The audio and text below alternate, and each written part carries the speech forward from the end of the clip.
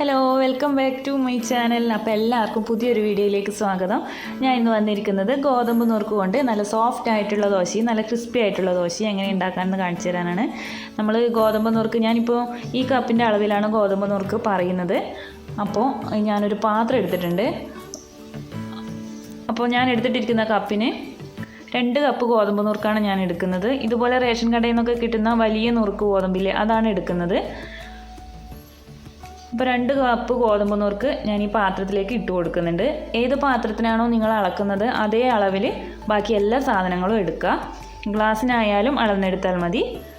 അപ്പോൾ ഞാൻ 2 കപ്പ് ഇട്ട് കൊടുത്തിട്ടുണ്ട്. 2 കപ്പ് ഗോതമ്പ് നുറുക്കിന് 1/4 കപ്പ് ഉഴുന്ന് പരിപ്പ് ഇട്ട് കൊടുത്തിട്ടുണ്ട്. പിന്നെ വേണ്ടത് 1/4 ടീസ്പൂൺ ഉലുവയാണ്. 1/4 ടീസ്പൂൺ ഉലുവയും കൂടി ചേർത്ത് കൊടുത്തിട്ടുണ്ട്. ഈ 3 സാധനങ്ങൾ മാത്രം മതി. എന്നിട്ട് ഇത് നല്ല രീതിയിൽ കഴുകിയിട്ട് 4-5 പ്രാവശ്യം കഴുകിയിട്ട് കുതിർക്കാൻ വെക്കണം. 4 മുതൽ 5 മണിക്കൂർ വരെ കുതിരണം. കുതിർന്നതിന് ശേഷം കഴുകേണ്ട, അതിന് മുന്നേ തന്നെ നല്ലപോലെ കഴുകിയിട്ട് കുതിരാൻ വെക്കണം. കാരണം കുതിർന്നതിന് ശേഷം കഴുകിയാൽ അതിൻ്റെ പശപ്പൊക്കെ നഷ്ടപ്പെടും. അതുകൊണ്ട് നേരത്തെ തന്നെ കഴുകിയിട്ട് കുതിർക്കാനിടുക. എന്നിട്ട് 4-5 മണിക്കൂർ കഴിഞ്ഞതിന് ശേഷം നമുക്കിത് അരച്ചെടുക്കാം. അപ്പോൾ ഞാനിത് മാറ്റി വെച്ചിട്ടുണ്ട്. ഇതിപ്പോൾ ഞാനൊരു 5 മണിക്കൂറിന് ശേഷമാണ് എടുത്തിട്ടുള്ളത്. ഞാനിതിൻ്റെ വെള്ളമൊക്കെ ഒന്ന് ഊറ്റി കളഞ്ഞിട്ടുണ്ട്. നമ്മുടെ ഗോതമ്പ് നുറുക്ക് നല്ല സോഫ്റ്റായിട്ട് കിട്ടിയിട്ടുണ്ട്, നല്ല പോലെ കുതിർന്ന് കിട്ടിയിട്ടുണ്ട്. നമുക്കിനി ഇത് മിക്സിയുടെ ജാറിൽ ഇട്ട് കൊടുത്തിട്ട് അരച്ചെടുക്കാം.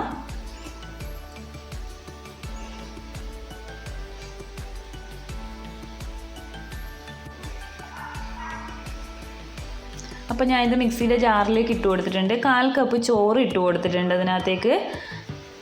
അപ്പോൾ 1 ടേബിൾ സ്പൂൺ പഞ്ചസാര ഇട്ട് കൊടുക്കുന്നുണ്ട്. നിങ്ങൾക്ക് ഇതിനകത്തേക്ക് വേണമെങ്കിൽ ഈസ്റ്റോ അല്ലെങ്കിൽ തേങ്ങയുടെ വെള്ളമോ കള്ളോ എന്ത് വേണമെങ്കിലും ചേർക്കാം. ഞാനിപ്പം പച്ചവെള്ളമാണ് ചേർക്കുന്നത്. അത് കുറച്ചായിട്ട് ഒഴിച്ചിട്ട് നല്ല രീതിയിൽ നല്ല ഫൈനായിട്ട് അരച്ചെടുക്കണം. അപ്പോൾ വെള്ളം അധികമായിട്ട് ആദ്യം തന്നെ ഒഴിച്ചു കൊടുക്കണ്ട, കുറച്ച് ഒഴിച്ചിട്ട് അരച്ചെടുക്കാം. അപ്പോൾ ഞാനിത് നല്ല സ്മൂത്തായിട്ട് അരച്ചെടുത്തിട്ടുണ്ട്. ഒരു വലിയ പാത്രത്തിൽ തന്നെ ഒഴിച്ചു വയ്ക്കാം. എന്നിട്ട് ആവശ്യത്തിനുള്ള വെള്ളവും ഒഴിച്ചിട്ട് ലൂസാക്കി കൊടുക്കാം.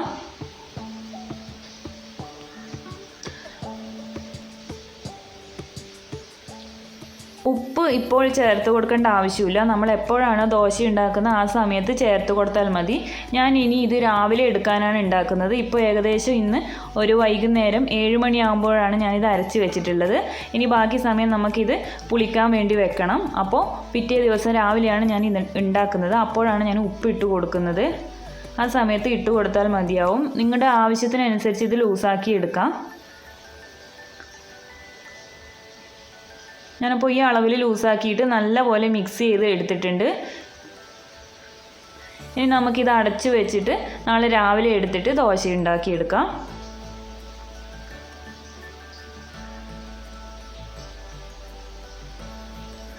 അപ്പോൾ പിറ്റേന്ന് രാവിലെ ആയിട്ടുണ്ട്. നമുക്ക് നമ്മുടെ മാവ് പൊങ്ങി വന്നിട്ടുണ്ടോ എന്ന് തുറന്ന് നോക്കാം. നല്ലപോലെ പുളിച്ച് പൊങ്ങി വന്നിട്ടുണ്ട്. ഞാനിതിനകത്തേക്ക് ഈസ്റ്റ് ഒന്നും ചേർത്തിട്ടില്ല.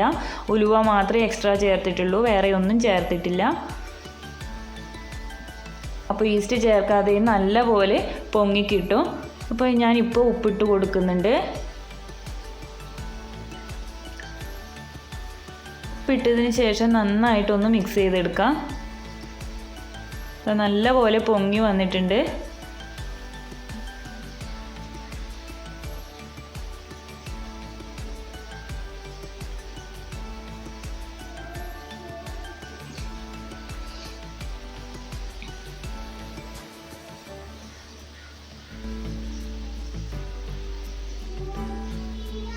അപ്പോൾ ഞാനൊരു ദോശക്കല്ല് അടുപ്പിൽ വെച്ച് കൊടുത്തിട്ടുണ്ട്. അതിനകത്തേക്ക് 1 തവി അളവിന് കണക്കായിട്ടാണ് മാവ് ഒഴിച്ചു കൊടുത്തിട്ടുള്ളത്. അപ്പോൾ ചെറുതായിട്ടൊന്ന് റൗണ്ട് ഷേപ്പ് ആക്കി കൊടുത്താൽ മതി. ഇതാ നല്ലപോലെ ഹോൾസൊക്കെ വന്നിട്ടുണ്ട്. ആ സമയത്ത് നമുക്ക് അടച്ചു വെച്ചിട്ട് വേവിച്ചെടുക്കാം. നമ്മുടെ ഉഴുന്ന് ദോശ, അരി കുതിർത്തിട്ട് ഉഴുന്ന് ദോശ ഉണ്ടാക്കി എടുക്കുന്നില്ലേ, അതുപോലെ തന്നെയാണിത്. അതേ അളവിൽ അതേ സമയത്ത് തന്നെ എടുത്തിട്ട് ഉണ്ടാക്കിയാലും മതി. അപ്പോൾ ഒട്ടിപ്പിടിക്കുകയൊന്നുമില്ല, നല്ല സോഫ്റ്റ് ആയിട്ട് തന്നെ കിട്ടിയിട്ടുണ്ട്. നമുക്ക് ആദ്യം വെളിച്ചെണ്ണയൊക്കെ തേച്ച് കൊടുത്തിട്ട് അത് മുഴുവനായിട്ട് അങ്ങനെ ചുട്ടെടുക്കാം. ഇനി ഞാൻ ഇതേ മാവ് വെച്ചിട്ടാണ് ക്രിസ്പി ആയിട്ടുള്ള ദോശ ഉണ്ടാക്കാൻ പോകുന്നത്. അപ്പോൾ ഈ മാവ് കൊണ്ട് സോഫ്റ്റ് ആയിട്ടുള്ള ദോശ ഇഷ്ടമുള്ളവർക്ക് അങ്ങനെ ഉണ്ടാക്കാം. ക്രിസ്പി ആയിട്ടുള്ള ദോശ വേണ്ടവർക്ക് ആ മാവ് വെച്ചിട്ട് തന്നെ ഉണ്ടാക്കിയെടുക്കാൻ പറ്റും. അപ്പോൾ ഞാനൊരു പാൻ അടുപ്പത്ത് വെച്ചിട്ട് അതേ ഒരു കയ്യിലിൻ്റെ അളവിൽ തന്നെ മാവ് ഒഴിച്ചു കൊടുത്തിട്ടുണ്ട്. എന്നിട്ട് നല്ല റൗണ്ട് ഷേപ്പിൽ ഒന്ന് പരത്തിയെടുക്കാം.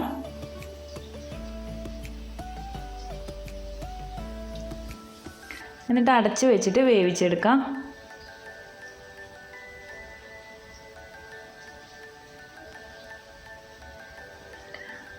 അപ്പോൾ നെയ്യ് ഇഷ്ടമുള്ളവർക്ക് നെയ്യ് തടവി കൊടുക്കാം, അല്ലെങ്കിൽ വെളിച്ചെണ്ണ തടവി കൊടുക്കാം. ഞാനിപ്പോൾ വെളിച്ചെണ്ണയാണ് തടവി കൊടുത്തിട്ടുള്ളത്.